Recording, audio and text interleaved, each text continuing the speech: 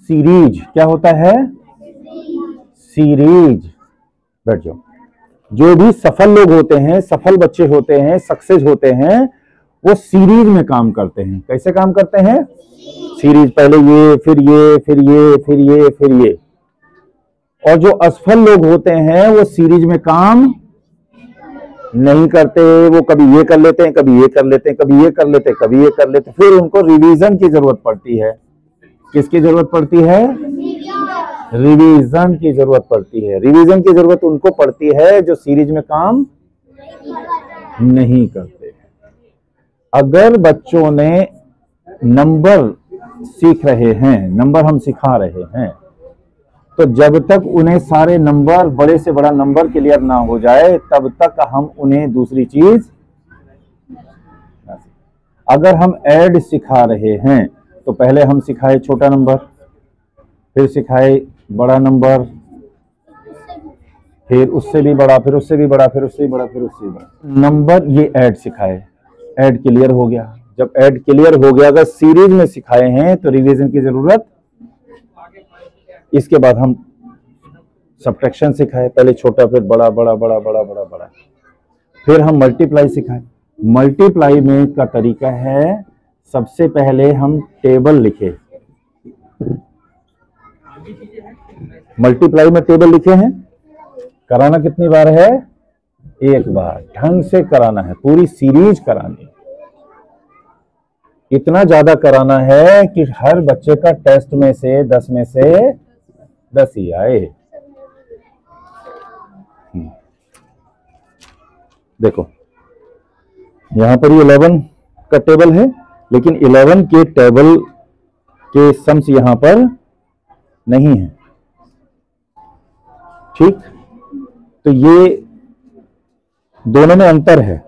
ये जो मेथड है ये पुराना मेथड है, ये टेबल लिखा है, और यहां पर इस तरीके से 2 से ही 10 सवाल होंगे।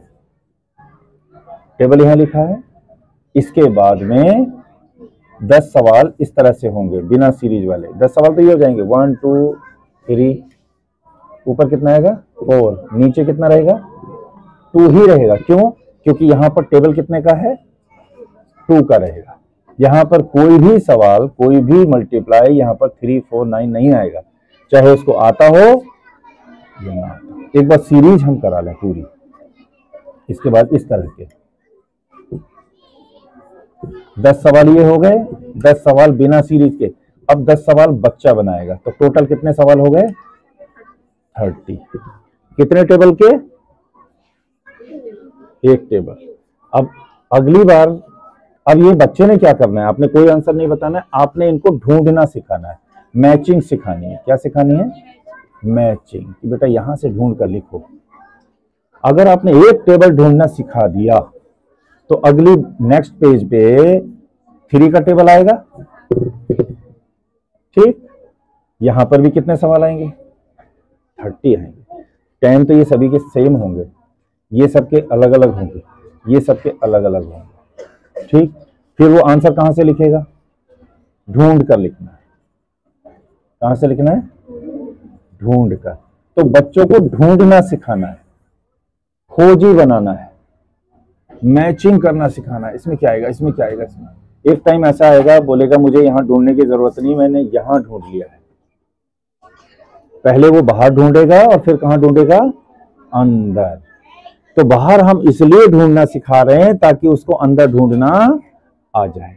बाहर हम उसको आसानी से मैचिंग इसलिए करवा रहे हैं ताकि वो अपने माइंड में मैचिंग करना सीख जाए।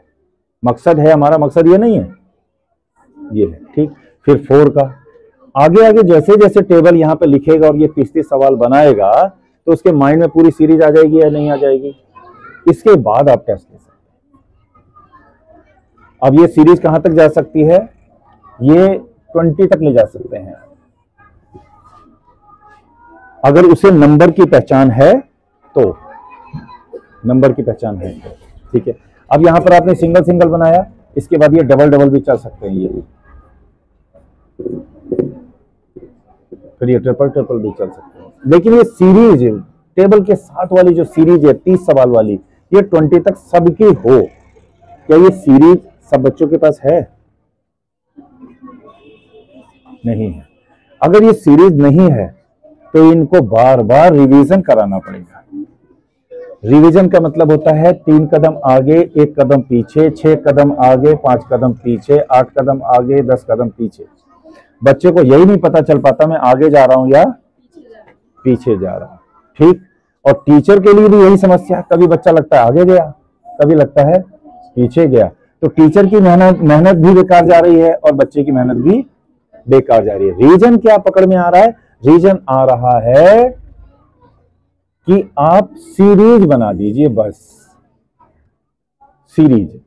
अगर आप खाना बनाने की सीरीज उसको बता देंगे, बनवा लेंगे उससे, तो फिर वो कभी भी वो खाना बना सकता है। तो मल्टीप्लाई की भी सीरीज है, एडिशन की भी सीरीज है, बिना मात्राओं के अक्षर सिखाने की भी सीरीज है, मात्राओं के अक्षर सिखाने की भी सीरीज है, फलों की भी सीरीज है, एनिमल्स की भी सीरीज है।